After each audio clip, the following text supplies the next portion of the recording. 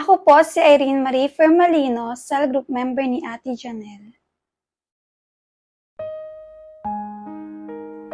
Lumaki ako mula sa Christian family pero nagkagulo-gulo ang buhay namin simula nang namatay si Mama.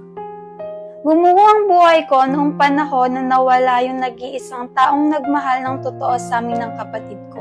Tanging kakampi, sandalan at best friend ko. Ilang buwan pa lamang noon nang nakakalipas, nagkaroon na ng bagong asawa ang papa ko. Kaya lalong nagdulot ito ng sakit at hirap para sa amin. Naimbitahan po ako ng isa sa aking mga kaibigan na dumalo dito sa Servants Church. Sumali ako sa cell group at lubos itong nakatulong sa akin. May napagsasabihan ako ng mga problema ko, mga pinagdadaanan ko. Kaya naman kahit masakit yung nararamdaman ko sa pagkawala ni Mama, dito sa cell group ay naiibsan ang sakit ng puso ko. Sa kagustuhan ko na lumago pa ang aking pananampalataya sa Diyos, nagdesisyon akong mag-enroll sa Life Plus.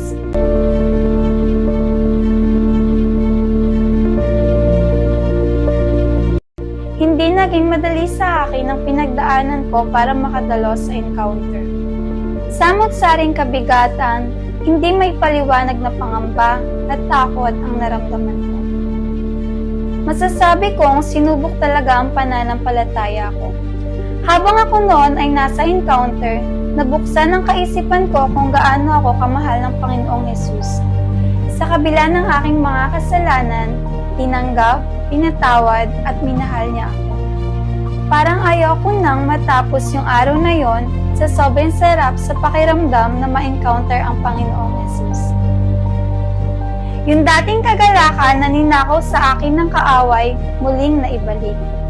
Yung dating kapayapaan na pinalitan ng kabigatan ay muling nanumbalik.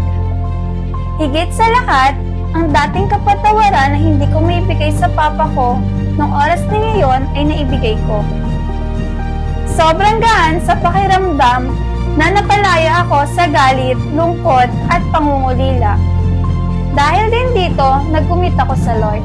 Sumali ako sa ministry para mas lubos ko pang mapalago ang relasyon na inalok sa akin ng Panginoong Hesus. Ang pag-attend ko sa simbahang ito, pagsali sa cell group at Life Plus, ay nagdulot ng malaking impact sa buhay ko.